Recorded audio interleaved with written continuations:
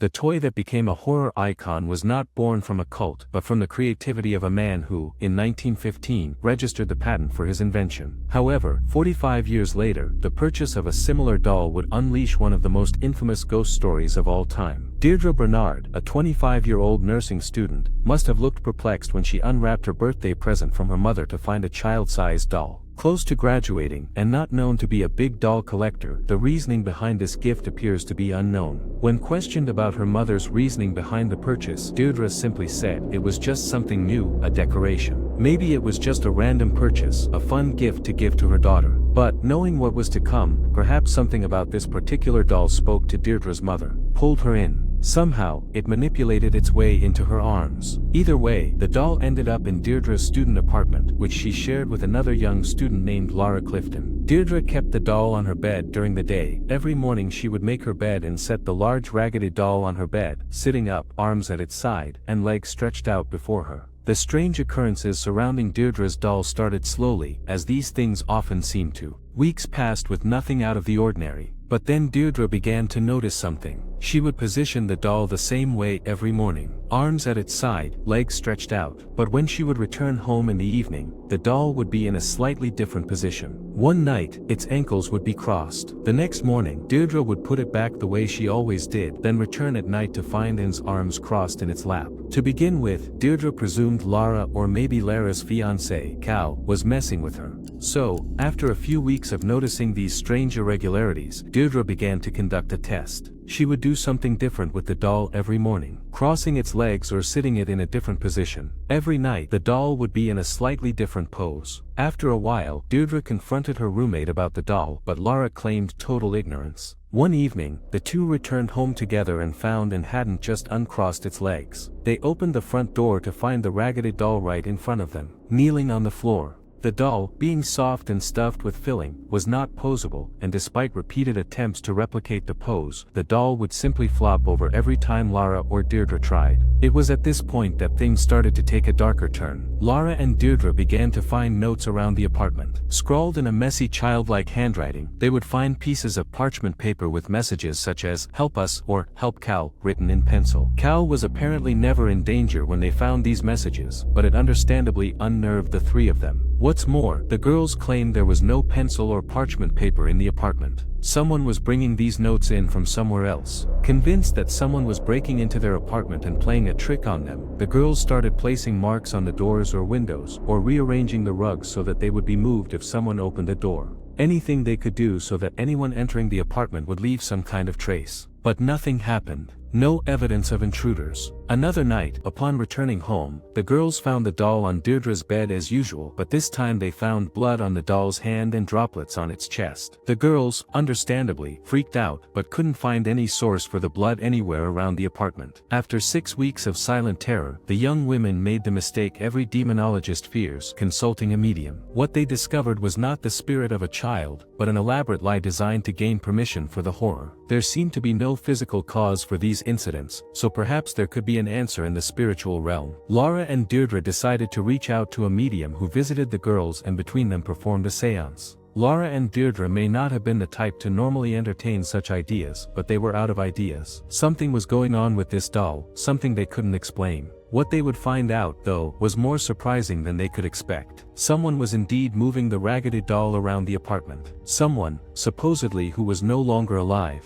During the seance, they were apparently contacted by the spirit of a young girl named Annabelle Higgins. The medium told the girls that Annabelle was a spirit who had died when she was only 7 years old. She told them she used to play in the fields here, long before the apartment complex was built. She had always been in this apartment, but it was always occupied by adults. Annabelle wasn't interested in playing with adults. So, when these young nursing students moved in, Annabelle thought they would understand her. Annabelle wanted to make friends, so she started moving around the doll to play with them. Annabelle told the medium all she wanted to do was to be loved and cared for, something she never got in life. Annabelle asked, would the girls let her into the doll, so she could stay with them? The girls said yes, a decision they would soon come to regret. It wasn't just a doll anymore, it was Annabelle. Deirdre said in a later interview. The girls started treating Annabelle like a real little girl, talking to her every day, wrapping her up when they played, and even buying the doll jewelry. Looking back now, maybe we shouldn't have given the dolls so much credit, said Deirdre, but we truly saw the thing as nothing more than a harmless mascot. It never hurt anything, at least not until the other day. It never once crossed the girls' minds that perhaps, just perhaps, the spirit who contacted them wasn't telling the truth. Lara's fiancé, Cal, never liked the doll. The whole situation unnerved him, even more so now that the girls had apparently invited a spirit into it. Things have a mind, and dolls don't have minds, right? So, from the start, I didn't think this thing moving around the apartment was cute, he said. The thing gives me nightmares. Recurring. But what I'm about to tell you is not a dream, as far as I'm concerned. Cal had been plagued by dreams about the doll from the moment he first laid eyes on it. To begin with, they were nothing to worry about. But one night, at his own home, Cal fell into an extremely deep sleep. He describes the following as seeing, as if he was alternating between his own eyes and an outer body perspective. Cal's eyes snapped open, lying in his bed, the room dark. He instantly felt something wasn't right. Looking around the room, nothing seemed out of place until he looked at the bed at his feet. There was Annabelle, slowly sliding up his body. The doll reached Cal's chest. Frozen with fear, he couldn't do anything as he watched the doll's arms move out to either side of his neck. Annabelle began to strangle him. Cal struggled to throw the doll off, but it didn't move an inch. Cal woke up, terrified of the experience. This dream felt more real than any other he had ever experienced. Cal's story sounds like an example of the sleep paralysis phenomenon, something I'm sure we'll cover in a later tape library entry. But what happened next can't be explained so easily. Cal early that evening, frustrated with the whole insane situation, threw the Annabelle doll off a chair in the living room into Deirdre's bedroom, slamming the door shut afterward. Later that night, Lara and Cal were sitting alone in the apartment when they heard a loud noise come from Deirdre's bedroom. Concerned someone had broken in, Cal went to investigate. The noise continued as Cal crept toward Deirdre's closed door before suddenly stopping. Cal slowly opened the door and flipped on the light. Nothing seemed out of place. The doll was still slumped on the floor where he had thrown it. Cal slowly approached the doll when he felt what he described as a presence. Cal turned around. No one was there, but suddenly Lara heard Cal yell out loud. He stumbled back to the living room, doubled over, clutching his chest. He unbuttoned his shirt to reveal 7 distinct bloody scratch marks on his body, 3 vertical, 4 horizontal, as if something was violently raking him in a frenzied rage. Cal described the feeling as a burning pain, and despite the blood, all his wounds vanished in 24 hours. This attack on Cal was a step too far for the girls. Something wasn't right, and they no longer felt the warm and comforting presence of Annabelle they once did. It was at this point that the girls contacted a priest who taught at a nearby college named Father Kevin's. When asked later why they called a priest instead of a doctor, Deirdre simply said, "Do you think anyone on the street would have believed where the claw marks on Cal's chest came from?" It is suggested that the large majority of paranormal experiences go unreported for this reason. Who exactly are you supposed to turn to when something seemingly impossible happens? The priest listened to their story. The trio was convinced no one would believe them, but Father Kevin very much believed them. He told them he didn't want to speculate on what exactly was going on in their apartment, but he would reach out to someone higher up in the church. Father Everett, a man who could perform an exorcism. While he had the necessary knowledge to perform the rites of exorcism, Father Everett didn't have much knowledge on the paranormal, or more specifically, as he would find out later, the field of demonology. So he reached out to a pair of investigators who had worked with the church for several years. This is how Ed and Lorraine Warren became involved in the tale of Annabelle. Arguably the most infamous paranormal investigators of all time, Ed, a self-proclaimed demonologist, and Lorraine, his clairvoyant wife, have been involved in supposedly thousands of investigations, most famously being the Amityville and Enfield incidents. The pair made their name on the lecture circuit, telling incredible stories of their battles with nefarious spirits and demonic entities. Ed and Lorraine are two controversial figures, often called charlatans. But for years, they made no money from their investigations and devoted their lives to this single pursuit. If they were charlatans, as many claimed, they were dedicated at it. Reading The Demonologist, Gerald Brittle's book on the Warrens inspired this tape library entry. The stories contained are as terrifying as they are unbelievable at times. It's hard not to get the impression that the Warrens had a flair for the dramatic. But the Warrens lived their story. They recorded film and photographic evidence. They interviewed countless witnesses to the paranormal. The Warrens viewed these paranormal experiences through the lens of devout Catholics, and as such, Ed, in particular, saw himself involved in a battle between good and evil. The Warrens would go on to inspire the hugely successful Conjuring series, something that would turn them into a household name to an entirely new generation. The exorcism in the apartment worked, but the entity wasn't in the doll, it was attached to it. Paranormal investigators Ed and Lorraine Warren did not know that Annabelle's true journey would begin on the road, with the doll attempting to kill them both. The Warrens talked at length with Deirdre, Laura, and Cal before the arrival of Father Everett, pressing for any possible rational explanation for the experiences inside the apartment. After hearing their entire story, it was clear to Ed what they were dealing with here. The girls gave this entity the recognition it craved, gave it further power through the doll, and in Cal, it saw an obstacle to its plans that it was desperate to remove. But ghosts, human spirits plain and simple, cannot bring about phenomena of this nature, Ed told them. He then revealed that what they brought into their home was something demonic. When Father Everett arrived, Ed laid out the whole story for him. Ed is quoted as having told Father Everett, a spirit, in this case, an inhuman demonic spirit, began moving the doll. Once it aroused the girls' curiosity, they made the predictable mistake of bringing in a medium who took things one step further. Communicating through the medium, the entity preyed on the girls' emotional vulnerabilities and, during the seance, it managed to extract permission from them to go about its business. Permission or welcoming a demonic entity is, according to Ed, an important part of the entity being able to further influence our world. It aroused fear through the strange movements of the doll, it brought about the materialization of disturbing handwritten notes, it left a blood residue on the doll, and finally, it even struck the young man. Ed made it clear that there was never an Annabelle Higgins and the doll was not possessed. The entity was simply using it as a device. Lorraine could feel the presence. It was in the apartment with them as they spoke. Ed offered to provoke the demon to provide evidence to the priest, but Father Everett, already stunned by what he heard, politely declined. "Why don't I just do what needs to be done?" The priest performed the ritual and blessed everyone present without issue. Lorraine could feel that the entity's presence had been lifted. Their job was done. But as they left, despite Ed's proclamation that the doll wasn't possessed, Deirdre implored them to take the doll. The Warrens have their own occult museum at their home, filled with items from their investigations. So, they were happy to take Annabelle home. But, despite what Ed may have claimed, this doll seemed to carry something with it. The horrors Annabelle brought weren't finished, it was now on the move. Placing the doll in the back seat, the Warrens began the long drive home in their brand new car. It was only as they were on the road that Lorraine sensed an aura of what she described as cruel hatred. At every dangerous curve on the dark country roads,